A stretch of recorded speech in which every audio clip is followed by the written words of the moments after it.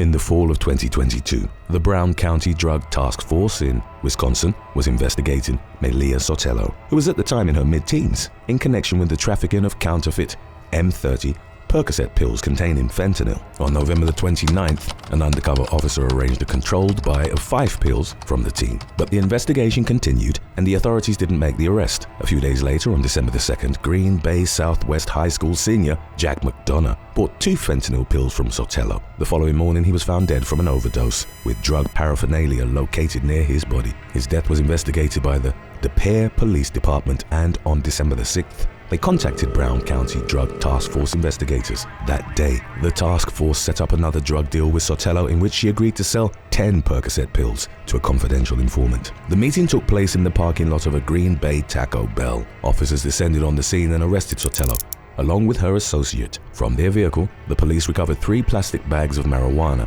$584 in cash and a handgun. A few days later, on December the 9th, law enforcement raided Sotelo's bedroom and found a shoebox containing 775 M30 pills that tested positive for fentanyl, 14 THC vape cartridges, and nearly $4,000 in cash. Sotelo gave investigators the passcode to her phone, and they learned that she'd carried out numerous drug deals that fall. It emerged that the vast majority of her clientele consisted of teenagers and that she'd been delivering the drugs throughout local schools. The police also found conversations between her and McDonough's girlfriend, confirming that she'd sold him the drugs that caused his death. Following her arrest, Sotelo was charged as an adult. After failed attempts to have her case moved to juvenile court, she pleaded no contest to 1 count of first-degree reckless homicide and 2 fentanyl-related drug charges. In July of 2024, she was sentenced to 10 years in prison, 10 years of extended supervision, and ordered to pay over $15,000 in restitution. During sentencing, McDonough's mother addressed the court to say that she forgave Sotelo, highlighting that the drug task force investigating her should have also been held accountable for her son's death. Brown County Circuit Court Judge Bo Lagios didn't blame the task force for not arresting Sotelo sooner, underlining that they'd been working to determine the highest point of the drug trafficking operation. Unfortunately, by the time that they understood Sotelo was the leading figure, McDonna was dead. Number 6. Johon Koga and Sabir Mohammed.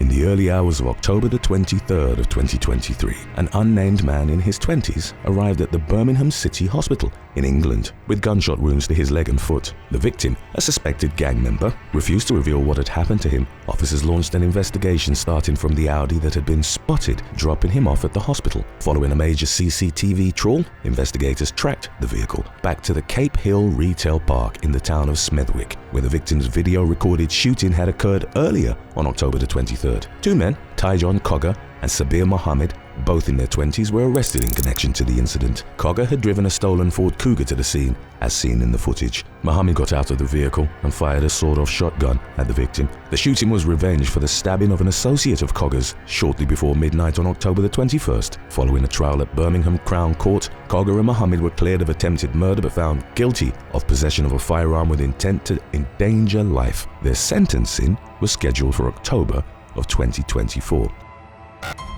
Number 5. Gavin Preston.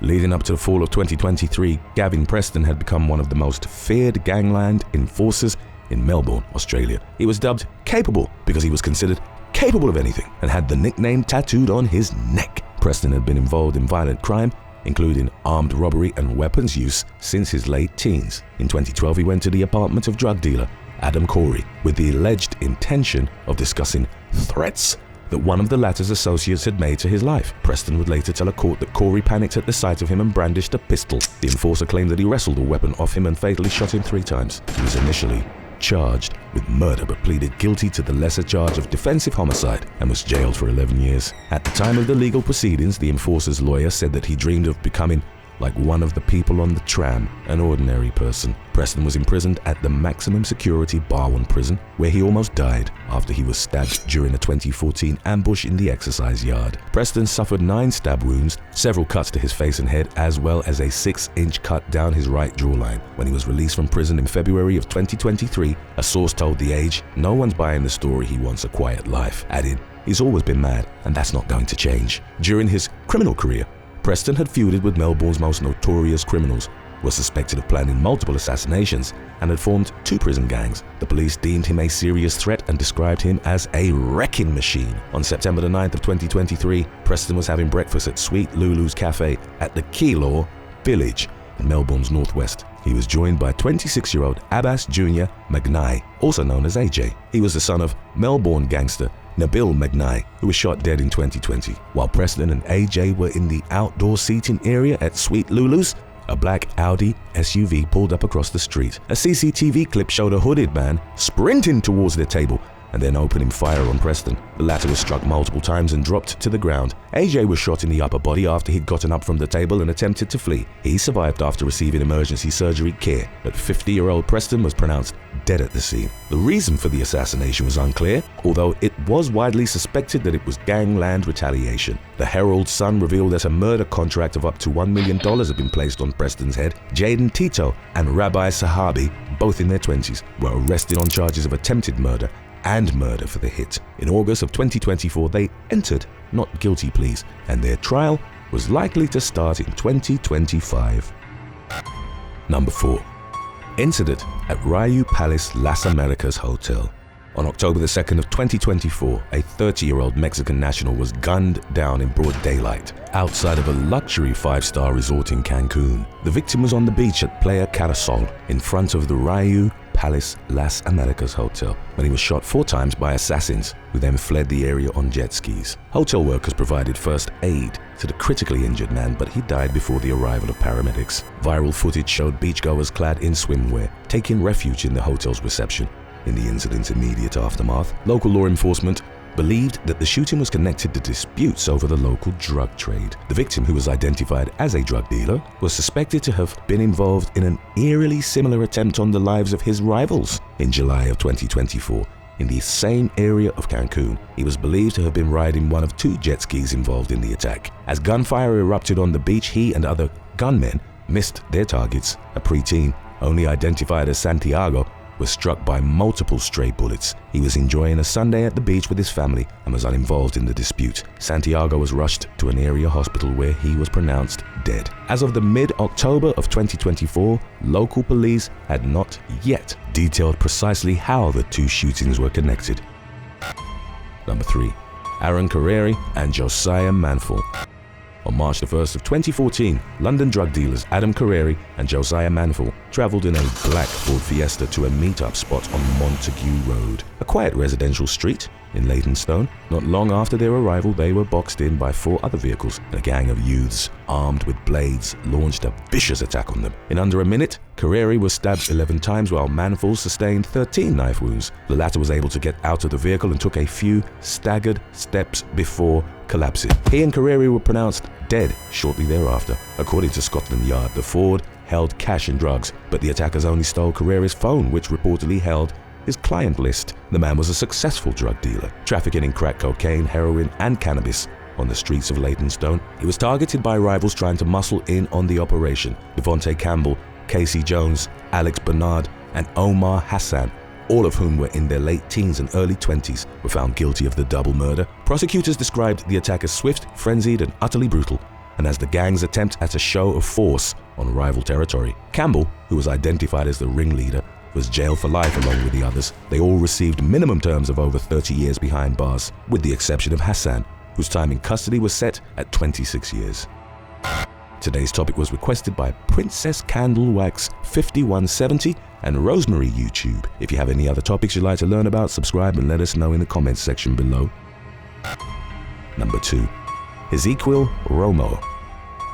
In 1995, when he was 18 years old, Isel Romo gunned down fellow teenager Manuel Avila during a fight at a fast food restaurant in Los Angeles. He was convicted of manslaughter and spent roughly 18 years behind bars, a time during which he became connected with the Mexican Mafia, often described as the deadliest and most powerful gang in the California prison system. Following his release in 2014, Romo returned to his Panorama City neighborhood and assumed leadership of his old gang, Blythe Street. He reportedly wanted the gang to work under the Mexican Mafia. Towards that end, Romo decided to purge the neighborhood and his own organization of rivals, informants, drug addicts, and those he considered to be deadweight. One of the first murders that he orchestrated as a Blythe Street leader was that of drug dealer Felipe Delgado. Romo bought a kilo of cocaine from him on credit and then had an associate kill him.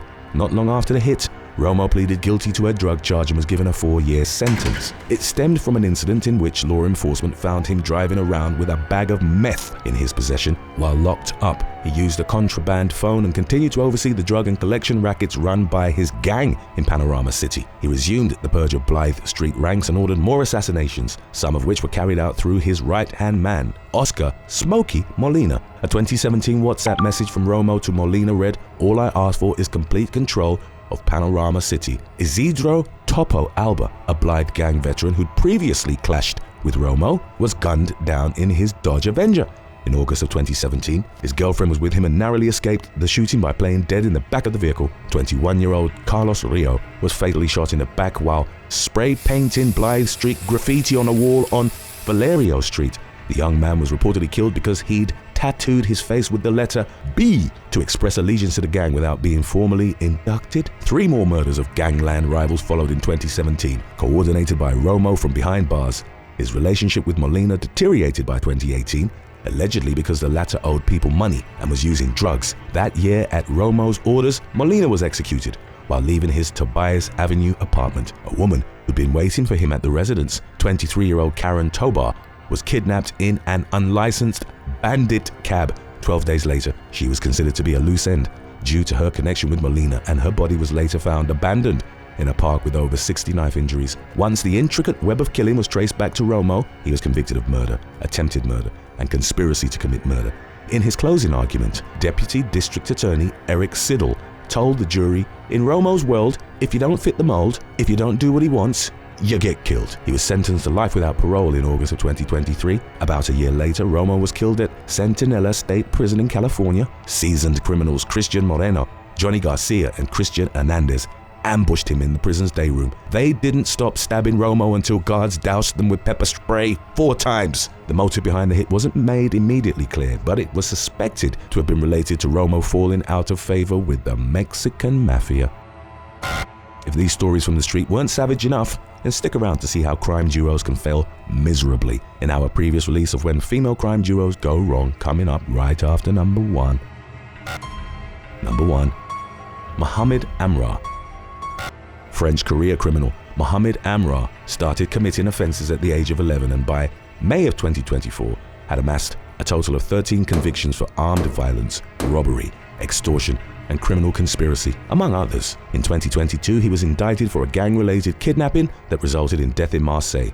He was linked to the Blacks, a powerful criminal syndicate in the city, and although he was never charged for drug offenses, Amra was widely suspected to have been running his own drug network. He was nicknamed The Fly, due to the scope of his criminal activity, with one source saying, "He's everywhere, like an annoying fly." On May the 7th of 2024, he was jailed for 18 months after he was found guilty of breaking into supermarkets and restaurants in Évreux. The raids had occurred in 2019, and Amro was reported to have stolen thousands of euros in cash and hundreds of bottles of alcoholic beverages. From behind bars, the 30-year-old was suspected of using the encrypted messaging app Signal to continue running his gang. He was eventually placed in solitary confinement after guards learned that he'd been soaring through the bars in his cell and using tape to cover his progress. On the morning of May the 14th of 2024, Amra was transported to Évreux prison following a court hearing in Rouen. Shortly before 11 a.m., the convoy was at the Incarville toll booth on the A154 freeway, roughly 19 miles southeast of Rouen. As soon as the lead prison van passed through the toll booth,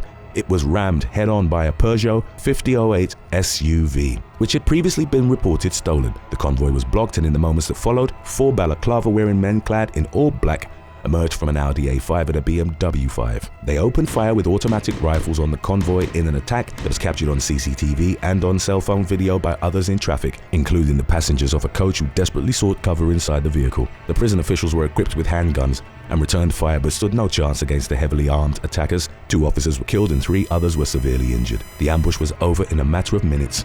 The attackers extracted Amra and fled in the BMW and Audi, which were later found abandoned and torched. The incident marked the first time that a French prison officer had been killed since 1992. Prime Minister Gabriel Attal vowed to track down the attacker, stating, "They will pay for what they have done." On the X social media platform, President Emmanuel Macron wrote, "We will be uncompromising." Hundreds of police officers and investigators were mobilized in an unprecedented manhunt, and Interpol issued a red notice. But updates from the late summer of 2024 indicated that Amro hadn't been found.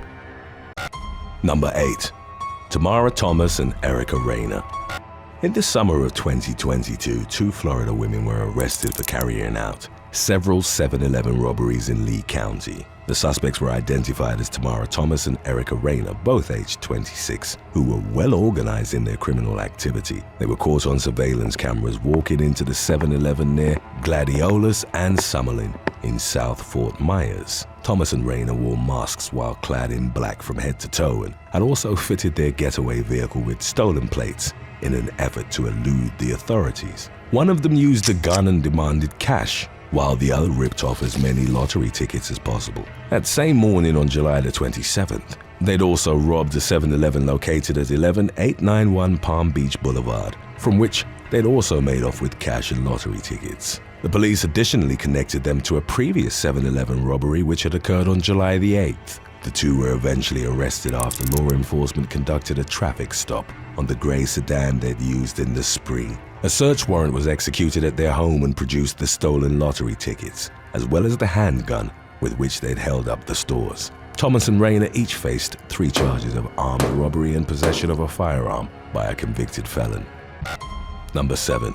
Cassandra Gaza Wrangle and Jasmine Arlene Rojas. Teenager Cassandra Gaza Wrangle and her accomplice, 23-year-old Jasmine Arlene Rojas, were taken into custody by law enforcement in Laredo, Texas, for attempting to rob a man with whom they'd had intimate relations. The incident occurred on September the 14th of 2022, and as reported by the victim, he'd first picked up Gaza Wrangle in the evening. They had intercourse in an abandoned building, and later on the teen called him asking to give her and Rojas a lift to a dollar store. He parked the car in a dark and empty lot near the store, and the duo told him to join them in the back seat. The man then became intimate with both. At some point, Rojas wanted to blindfold him with her red top, but the man refused and tried to leave the vehicle. It was then that Rojas produced a knife, grabbed the victim by the shirt and told him that they were going to kidnap and kill him. He managed to get away just as Rojas instructed her accomplice to retrieve a handgun from her purse. The victim then called 911. Following the female duo's arrest, they gave a dramatically different account of the events.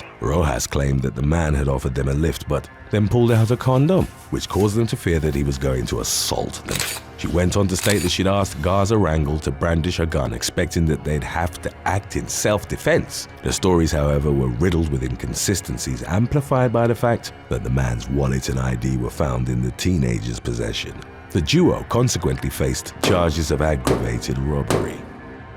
Number 6. Lindsay Gaza and Emily Gonzalez. 2 Texas women were arrested in early January of 2022 in San Marcos after they'd robbed a restaurant and then engaged local police in a high-speed chase. 29-year-old Lindsay Gaza and accomplice Emily Gonzalez, aged 31, entered a restaurant called Fuego, fired a weapon and then demanded cash. Shortly after the duo had fled the scene, the authorities were alerted and caught up with them on I-35. During the resulting pursuit, the women reached speeds of up to 94 miles per hour prior to crashing into a concrete barrier. They then tried escaping on foot but were eventually taken into custody by the San Marcos Police Department. Officers recovered the weapon as well as the stolen money, while the duo consequently faced charges of aggravated robbery, evading arrest, and tampering with evidence. Number 5. Kimberly LeBron Martinez and Elizabeth Labe. In the fall of 2021, an unnamed man visiting Miami Beach from Texas was approached in the 1000 block of Collins Avenue by 2 women who asked him if he wanted to join them for drinks. The tourist told Kimberly LeBron Martinez and Elizabeth Labe, aged 20 and 19, that he wasn't interested in drinking, but agreed to accompany them. They went to a bar and later on bought some White Claws before heading to Collins Park along 21st Street. The man eventually accepted a drink from LeBron Martinez. He would later remember that he immediately felt like he'd been drugged and soon became unconscious. While he was passed out, LeBron Martinez and Labe robbed him of several valuables that included a gold chain, Yeezy sneakers, an Apple iPhone, and his $10,000 Omega Seamaster watch. The women then went on a spending spree, making multiple fraudulent transactions with the victim's credit and debit cards, racking charges in excess of $15,000. The police tracked down the criminal duo due to the fact that they were wearing the same clothes as seen in the surveillance footage from the bar they'd visited with the victim. They were arrested and interrogated by detectives, whereupon LeBron Martinez admitted to the scheme, claiming she'd slipped a mixture of water and crushed Xanax into the victim's drink. The two women subsequently faced multiple felony charges in connection to the robbery. Number 4. Amber Mullins and Ashley Klein. A violent argument erupted between South Carolina woman Amber Mullins and her live-in boyfriend, whose identity wasn't released, at their Myrtle Beach home on September the 8th of 2022. She confronted the man for cheating on her with 27-year-old Ashley Klein, who was in their bedroom as the dispute unfolded. As later revealed by an arrest warrant, Mullins told her boyfriend, "I've got something for you," before she went and retrieved a knife from the kitchen. It wasn't clear if Klein had been aware that the man was in a relationship prior to their tryst, but she actively participated in what followed. She held the victim down as 22-year-old Mullins proceeded to stab him, inflicting non-fatal injuries to his leg and neck. Mullins was at the time on home detention after being arrested by Horry County Police and charged with attempted murder. The incident had occurred in June of that year in the area of Waccamaw Boulevard when Mullins reportedly shot at 2 people from her car. For the attack on her boyfriend, she was charged with assault and battery of a high and aggravated nature, as well as possession of a weapon during a dangerous crime. Klein was later released on a $7,500 personal recognizance bond after she too had been arrested on the former charge. Number 3. Antonetta Stevens and Janine Gonzalez.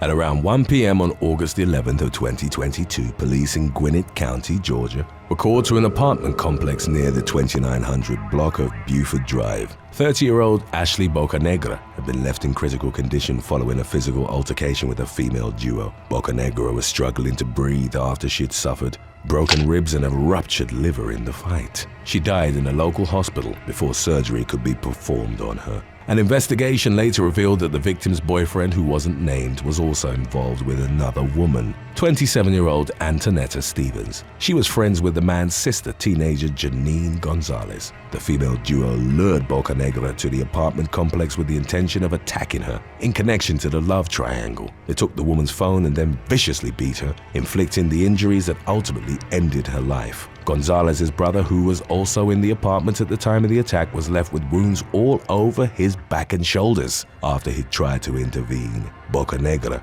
who shared a 7-year-old son with the man, had reportedly moved to Georgia from New York seeking a better life for her child. A GoFundMe was subsequently set up to pay for her funeral costs and to help transport her body back to her home state. Number 2. Stacy Rodriguez and Hosanna Varela. In the early morning hours of October the 6th of 2021, firefighters in Greeley, Colorado, arrived at a house in the 2400 block of 15th Avenue Court to find it fully engulfed in flames. After extinguishing the blaze, they discovered the charred remains of a man inside the residence. The manner of death for 35-year-old Chris Dickerson was subsequently listed as homicide, and an autopsy determined that he'd been fatally stabbed in the neck prior to the fire's onset. An investigation launched by Greeley police led them to suspects Stacy Rodriguez and Hosanna Varela, aged 19 and 23, whom video surveillance had captured at the home on the morning of the fire. They were booked into the Weld County Jail on suspicion of first-degree murder, arson and burglary, as well as tampering with evidence. Their connection to the victim remained unclear, and neither of them had a criminal background. As of the latest information available on the women's case, the hearings had been set for the summer of 2022. Number 1. Eleanor Ashford and Sarah Canseri.